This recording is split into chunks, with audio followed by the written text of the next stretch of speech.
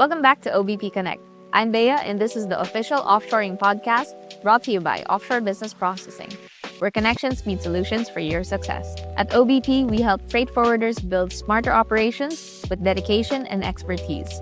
And now, U.S. forwarders have a local point of contact who brings that support closer to home. Someone who understands their market, speaks to their challenges, and makes partnering with a global team straightforward. In this special episode, we are sitting down with the person behind that local presence to talk about the real pressures facing freight forwarders today, what it takes to build an operation that scales, and how OBP is positioned to make that happen for the U.S. market. Our guest for today is Calaia Sears, OBP's new business development manager for the United States. She brings over 20 years of experience spanning export operations, international freight forwarding, transportation technology, and freight sales. She's worked across global markets and spent years building relationships with trucking companies and freight forwarders across the United States. Now, she's focused on helping U.S. forwarders scale through OBP's model. Welcome to the show, Ms. Calaia. Thank you so much. I'm glad to be here. All right. Right before we deep dive, I just wanted to have a little chit chat with you. You were here like around a month ago or so. We've met briefly. How's your experience with the OBP team so far?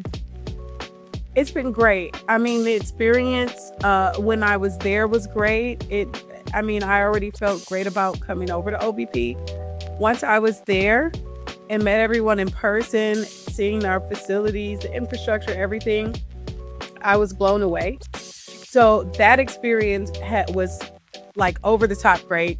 And since then, and coming back to the U.S. and working with the team has also been great. It's been very seamless. We're working great together. I love it. I absolutely love it. So, and I'm looking forward to building and growing with OBP. Yeah, I'm really excited for this session as well. Let's do the deep dive. Let's just get straight into it. So, Ms. Calaia, what are the biggest operational challenges you're seeing companies struggle with right now? Biggest operational problems challenges that I'm seeing companies being faced with is really the overhead of operations, and especially with what's happening in the industry. Margins are thinner now. There are so many different interruptions, whether geopolitical, which some of those we seem to be getting over, right? Especially with the tariffs. And then there are different rules, regulations, and, compliance things that are coming around. And it's making it a bit more challenging in the industry. It's not really business as usual. In the freight industry, there have always been changes. I mean, it has been ever evolving. But I think that over the past few years or several years, the compliance and just different interruptions, various interruptions, they're increasing.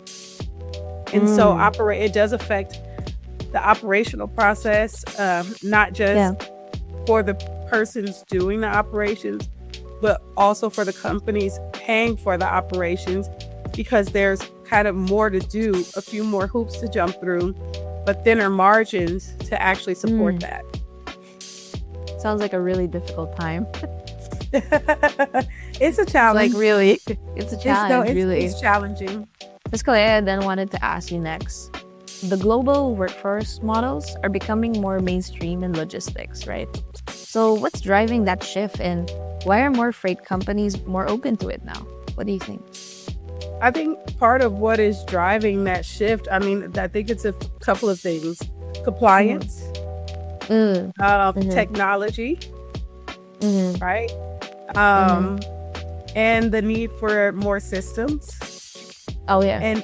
And also the need to be able to transmit and or share data more seamlessly and quicker.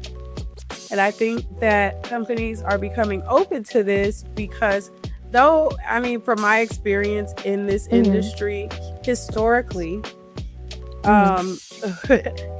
the industry didn't adapt to change well when it comes to operational procedures.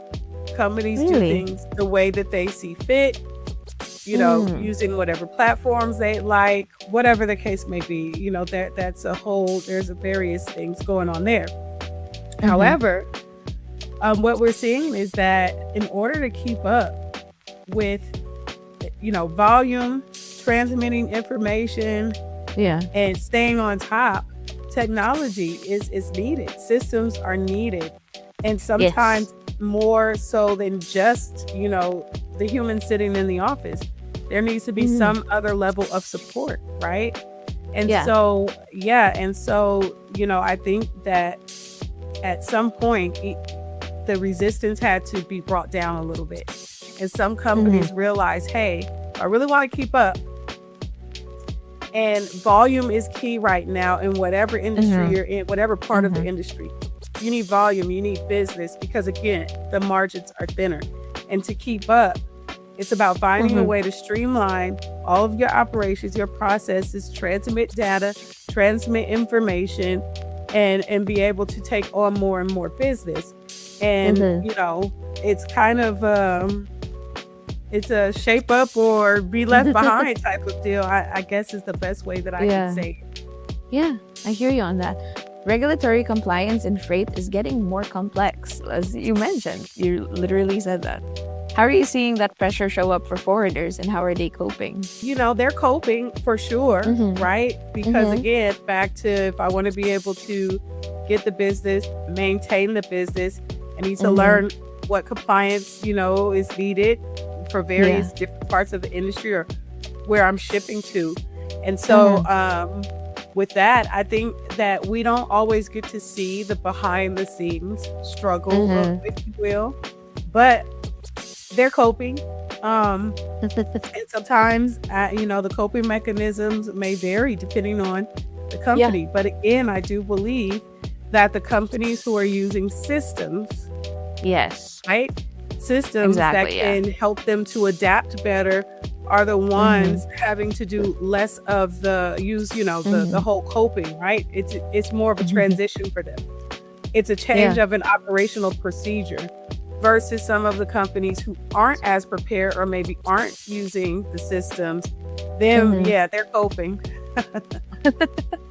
And it's different when you say that you're just coping versus like you can say in confidence that you're operating like seamlessly, you know? And I think that as Seamlessly mentioned, or yes, or that's why I say yeah. transition or, oh, Mm-hmm. it's just a Mm-hmm. change in the procedures. I wanted to then ask you about supply chains. Supply chains have been unpredictable in recent years, volatile even. What do you think that volatility means for how freight companies need to structure their operations going forward? Well, I guess it just depends on what Mm-hmm. their role is in that supply chain. I don't think it's always as easy to just adapt to supply chain changes, but I Yeah. think that most companies can adapt a bit quicker than they can to maybe some compliance changes, right? Supply Uh-huh. change, I think that we kind of almost expect that that's going to change, right? Yeah, I As guess. technology advances, um, yeah, just I think we kind of can expect it that those things will change. And Uh-huh. usually, from what I've seen, supply chain changes usually are some level of advancement, right? And maybe Uh-huh. not necessarily, something that's hindering the industry. I hear you. So, Miss Kalea, for this segment, I will kind of want to focus more on you and getting to know you. So, Miss Kalea, with over 20 years of freight industry experience, what's the one insight that has shaped how you approach client relationships and building solutions? Flexibility, because coming from someone like myself, yes, there's over Mm-hmm. 20 years, Mm-hmm. but it hasn't been over 20 years in one lane Mm. or having one role, right? Yeah. It hasn't been 20 years of only freight forwarding or Mm. only cold storage and warehouse or only transportation technology. Mm. And so I think flexibility and even with the client relationship. So I've learned different things. I've become flexible. I bring that flexibility to my relationships, right? And Mm. client relationships, understanding that not all clients are the same. They don't all have the Mm-hmm. same needs. Maybe I'm Yeah. offering some of the same services, but those Mm-hmm. services still at some level at times need to be tailored to what those clients need. right? I hear So you. Yeah. flexibility, I think, even though this is my insight of how I'm managing things, it kind of ties into just like how we were talking about the changes within the industry, right? Things are going to change. We don't get to control those, but we can control ourselves. And so the Yeah. more flexible we are or willing to be, we can adapt a little bit easier, right? And so that is for me an insight that I will say that has served me. Flexibility with client relationships, with how I approach situations, and and how I, meet clients' needs. You just gotta know how to roll with the punches, Exactly. You just gotta keep Exactly. going. Especially in business development and in sales. So, Miss Calaia, coming from a role at Shipco Transport in Los Angeles, what gave you the confidence that OBP was the right next step for you and for the US market? That is a great question, because I was excited about the opportunity at OBP. Now, I will be transparent. When I first heard about the opportunity, I thought, oh, I don't know. But once I had a chance to speak to OBP directly, speak with the managing director, and really hear about OBP, what's being offered, the people, the mission, which is to change people's lives, it was a no-brainer, right? And then this is a growing need really globally, not just in the US and Canada, where I primarily focus, but globally. This is a focus, right? I'm seeing, the really large guys, a lot of the really large guys built their own BPO service. So we know this is a need.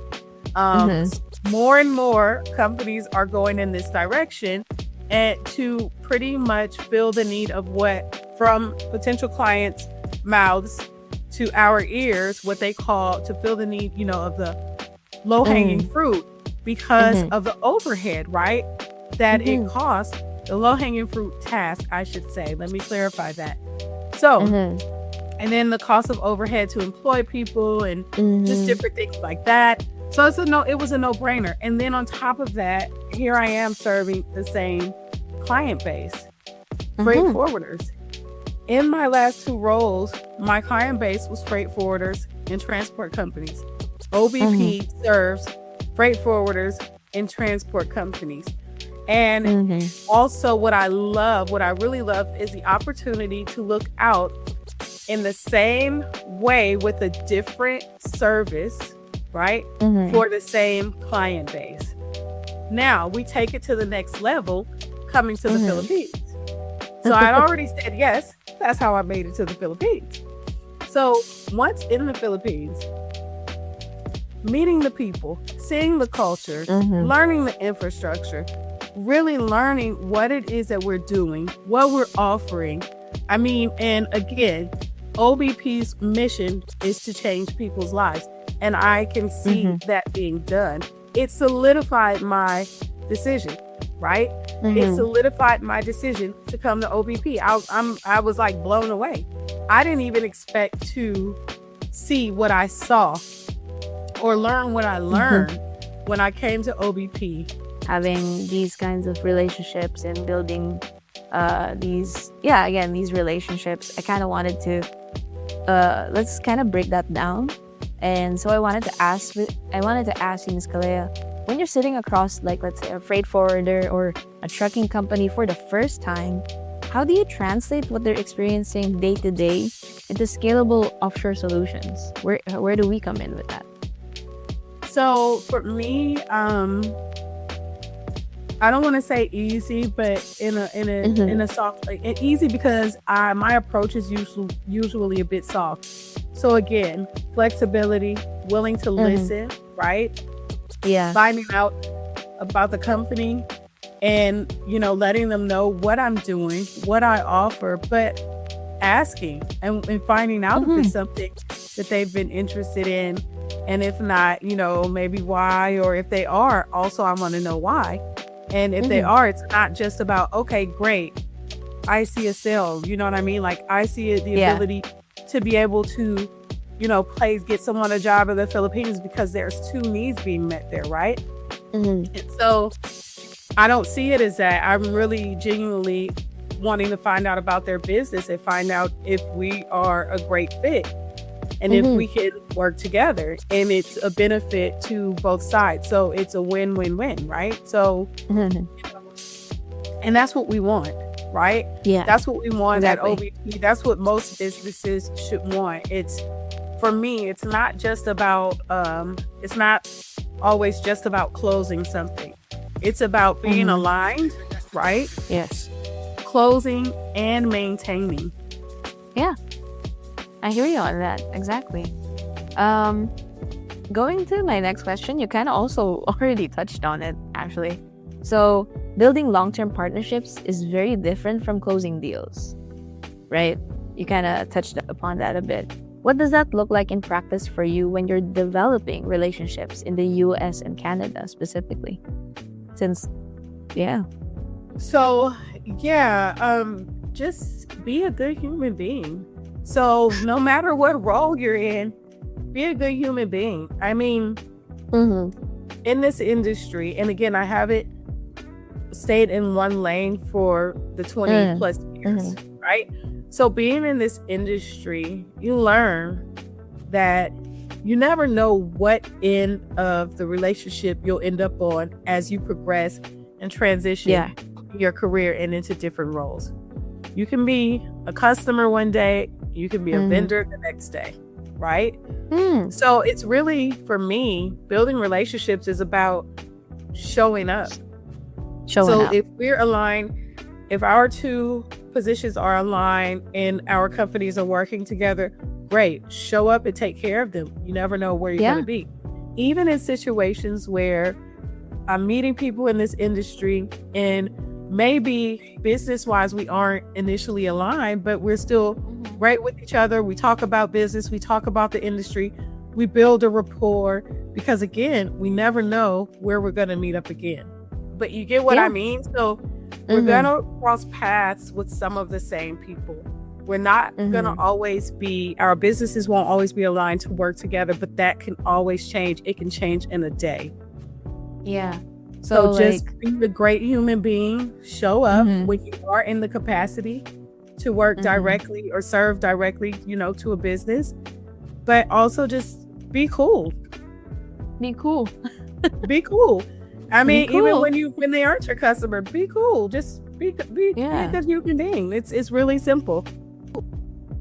I love that answer so much, Ms. Calaia. And I love our conversation since the beginning and with where we are now. And honestly, we have a lot more ground to cover. So let's continue this conversation right after this short break. This episode is brought to you by Offshore Business Processing. Built to turn backlogs into breakthroughs, our comprehensive offshoring solutions cover every stage of freight forwarding. From import and export documentation and compliance, to transport planning and optimization, warehousing and inventory management, and brokerage and customs clearance. Whatever your operational pain point, we have the expertise to solve it. To learn more, visit offshorebusinessprocessing.com and explore our services page. I wanted to talk a little bit more about your experience in the US market, actually. What do you think are the most common reasons freight forwarders hold off on making a move to scale offshore? And how does OBP address those concerns head on? That's a good question. I think one of a couple of the most common reasons, fear of the unknown. Fear of the unknown. And that unknown can be operational. I don't want to go through this long process or, having to train and having to do this and back and forth, or hearing of other experiences where the transition into offshoring was rocky, right? Yeah. Or so fear of the unknown. They don't know how it's going to go. They don't know, how long it's going to take, even when you can kind of reassure them, you find out more about their business. I think it's just fear of the unknown, and sometimes it's just resistance to change, right? And I think that those might be the two most common. And then, of course, there's always a concern of data information. Of course. OBP is great about data and we can usually overcome that objection because we are not only a 100% work from in-office company, we are also accredited, right, by, data privacy organization. And we have a very secure environment, especially being with PEZA and, just different things. So there are certain measures that we need to take as it relates to client data. We aren't doing any sharing. We aren't sharing employees. So, even if two forwarders are using the same sort of systems, we aren't sharing employees. So there's no mistake of someone putting in the wrong data for the wrong customer, anything like that, right? So we kind of got we actually have the data security under wraps. That part we're good. So, Ms. Calaia, there are many outsourcing providers in the market, okay? When you're sitting across someone who is skeptical about offshore teams, what do you emphasize about OBP setup, team structure, or delivery model that actually shifts their mindset?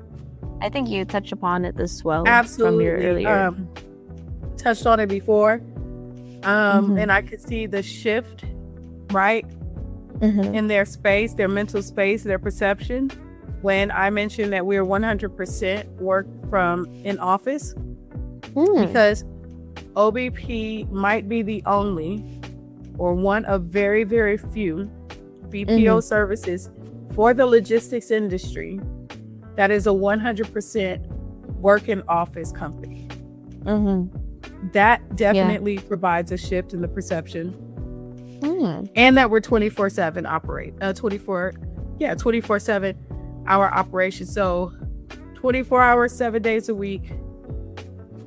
Clients get to choose their shift. We're here. And it's not just one person there over graveyard. The whole infrastructure is there. Team leaders, managers, everything is running 24 hours, at, all times a day. So the same way it is at 8 a.m. in the Philippines, it is going to be at 11 p.m. in the Philippines. It's the only thing that changes is the team. I hear you. That's it. So I think that those two are the two main points that I can see potential clients warm up to a bit quicker. And then after that, it would be the accreditations that we hold. Because it's the accreditations, and I will say this fourth one would be third, but kind of third, but cargo wise, the fact that we're the largest cargo wise partner. I hear you on that. Yeah. So, Ms. Calaia, what is one thing you've noticed that sets apart freight forwarders who grow successfully with OBP from those who stay stuck in the same place then? What's that OBP difference? What do you think? So the clients that are growing with us, what I'm happy to be able to say that I've been seeing is that they really grasp and realize that we're offering an extension of a team that they're building. And I just wanted to find the right way to say that where it made sense. But that's one thing that I'm very happy to see. The clients who are really adapting to that, that, hey, actually, I mean, because when you think about it, OBP doesn't hold staff, right? Yeah. So we don't hold staff. We literally hire for potential clients or new clients. We go hire for them. So with that being said, that person it's an OBP employee, but it's working for that person is working for our client. And so a lot of our clients really get that. And then we know we've seen it where, the OBP staff working for the client, they're being invited to holiday parties and the client is flying them out there the same and having them there the same way that they are having their onshore staff there. So that's really great to see. So funny you mentioned expansion. For a client who's already been working with OBP, what actually changes for them now that there's a local presence on the ground? Confidence. Confidence. And this is the thing. So our clients have been being taken care of by OBP Philippines, right? So when I say confidence, it's not confidence that, now OBP can show up in a different way. No, because we've been showing up for them. This is why, the OBP hired staff have been brought out to the U.S. maybe for holiday parties and things like that. So we've already formed those great relationships. But just confidence to know if for any chance something happens or any emergency situation, hey, I have someone here that I can contact. And that's where our already existing clients, before I came on. And then for potential clients, clients who are now onboarding that I'm working with, it's more of a, back to that trust. We worked with her before, or we if we didn't work with her before, we know her from over here and we've seen her. We know she's real. We know she's around. She's been in the industry, And then just knowing that they have someone local to contact if they need it. Wow, our conversation has been so insightful. And I think we are now at the point in this conversation, for anyone listening who is curious about what working with OBP actually looks like, or rather, if you want to talk with Ms. Calaia, what is the best way to get in touch with you and what can they expect from that first conversation? The easiest way to reach me is by email at sales@offshorebusinessprocessing.com, or you can call or text me at 657-643-1076. I'm based here in the USA. I operate out of the Los Angeles office, 8 a.m. to 6 p.m. Okay. All right, Ms. Calaia, before I let you go, because this conversation has been so wonderful and so insightful, for a forwarder who is thinking about the next 3 to 5 years, what does OBP bring to the table as a long-term growth partner? What OBP brings to the table as a long-term growth partner is the ability to seamlessly and efficiently expand your team globally for global reach. And so, there's no better proof than giving us a try. I love that that's our ender. So thank you so much, Ms. Calaia, for hopping on this call, joining us on this podcast. Absolutely loved our conversation and all the insight that you provided us.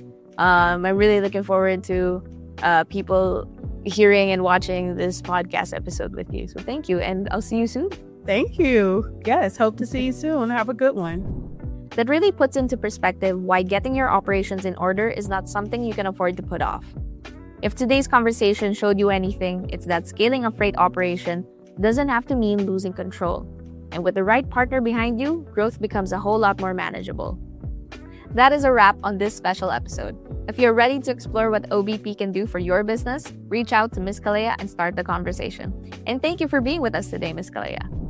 And thank you everyone for listening. You can follow Offshore Business Processing on LinkedIn, Facebook, and YouTube for more industry insights. And for more information on our services, just visit offshorebusinessprocessing.com. This has been OBP Connect, where connections meet solutions for your success.